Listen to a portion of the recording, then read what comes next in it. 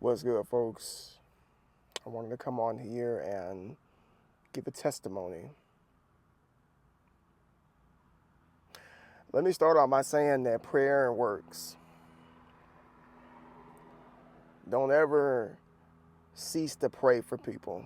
Always pray for people, people that you love, even people that you don't like, people that you may despise, people that you know that don't know the Lord. Like we're supposed to be praying for everybody. Is what the Bible tells us.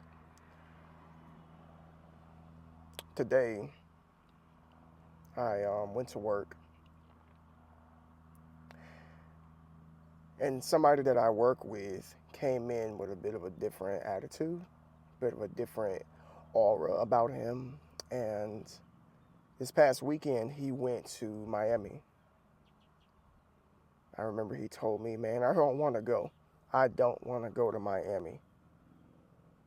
It's supposed to be a gathering with his sisters and his brothers, and they haven't seen each other in about a few years, and they wanted to, get together down in Miami. So he set the time aside, and he went ahead and booked his flight and went down to Miami. Sorry if I'm sweating, folks, because I'm sitting in the car, and I do live in Florida, by the way. So, and no, Hurricane Milton is not coming this way, but please keep those that are in the pathway of that storm in prayer, please. So he goes to Miami, and that's that. And I met with him today, and he just had this shine about him. So I said, "Hey, how was your trip?" He said to me, "Man, it was great. It was really good. We all got together, and we had this person of God. He's Hispanic, so his terminology is a little bit different than us who speak English. This person of God. They just began to talk about childhood trauma, talk about the things in which they've been through, and he opened up to me in a way that he's never opened up to me before. He told me, I had to start my life at 15 years old. He's from Costa Rica, and he was like, I didn't receive that love. I didn't get that affection. Life started getting pretty hard for me at about the age of 7. And, I made some mistakes in my life. When my kids hit 15, I kind of turned my back on them. I kind of just, let them have at it. In other words, cut them loose and be a man or a woman or whatever the case may be. And, he told me that.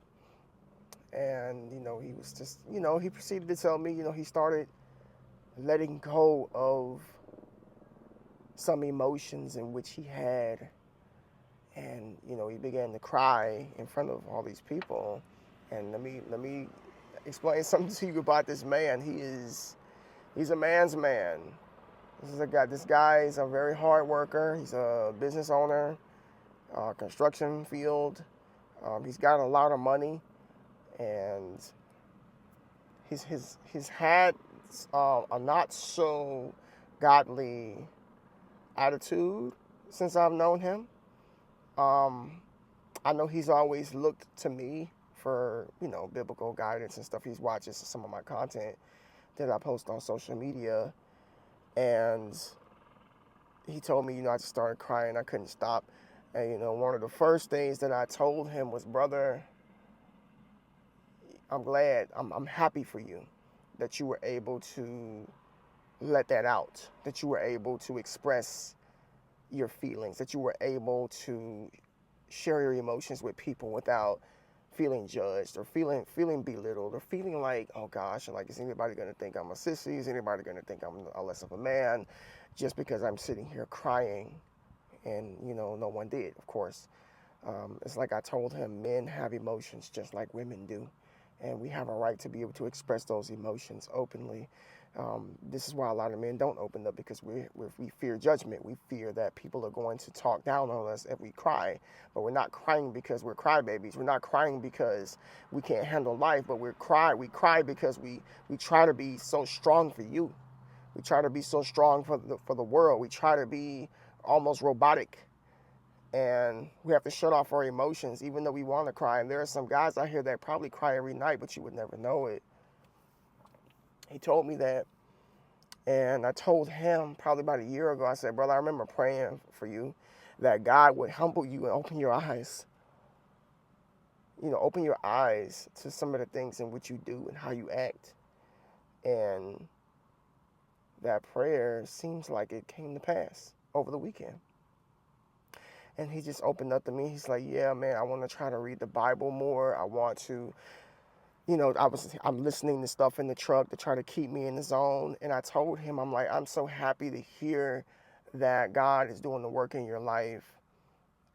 And when us believers, when we come across somebody who reaches to that point, we need to step into the gap and make sure that they have what they need, that we hold them accountable, because there may not be anybody else out here that can do it. I don't know who he has in his life because I don't really think there's anybody in his life that can necessarily speak biblical knowledge into him. Here we have somebody that is picking up a Bible. He doesn't have a physical Bible, which is surprising to me, because most people, even people who really don't even believe in God, have a Bible at home. But he doesn't have a Bible, so I'm going to give him a Bible. I have plenty of Bibles at home. I'm going to give him a Bible. And he told me, he said, man, whatever you tell me to read, whatever you tell me to do, I'll do it. And I'm like, bet, I got you, man. We're not going to let you fall, because he's afraid that he's going to fall. He's afraid he's going to go backwards. But the only way that can really happen is if we don't make any effort at all as far as trying to get close to God. And I told him, like, brother, like, you gotta stay consistent. You gotta keep people in your life that love the Lord. You gotta let the Holy Spirit lead you, and don't let this go on one ear out the other, man. If nobody else is talking to you like this, please accept what it is I'm saying to you. So I just wanted to share that with you all, that this man gave his life to the Lord over the weekend, and that is major. He's like 56, 57 years old. And he made that personal decision, and he said to me, it's never too late. I said, you're right, it's never too late, and you might be able to influence some people that you know. You feel me? So I just wanted to share this with you all out there and let y'all know, like, please keep being the light of the world. Please keep being the salt of the earth. Please keep ministering to people. Keep praying for people, even if you don't think that it's getting through to them. Even if you don't think that those seeds are manifesting under the ground, you can't see under the soil. It's not up to us to continuously water those seeds, but it's up to the Lord to water those seeds. We're just supposed to plant them seeds and keep it moving at the end of the day. But if you see it start to sprout up and you acknowledge it, then you start speaking life over those seeds that are coming up out of the ground, because we're the ones that were responsible for putting it down there. We got to hold each other accountable. We got to show love to one another and be here for one another at the end of the day, okay? Because we're living in the last days. Wickedness is upon us. It's a lot of things that's going on in this world that people are not talking about. We're focusing on the wrong stuff. But hopefully this encouraged somebody out there. I love you all. Thank you so much for the support, and I'll see y'all later. Peace.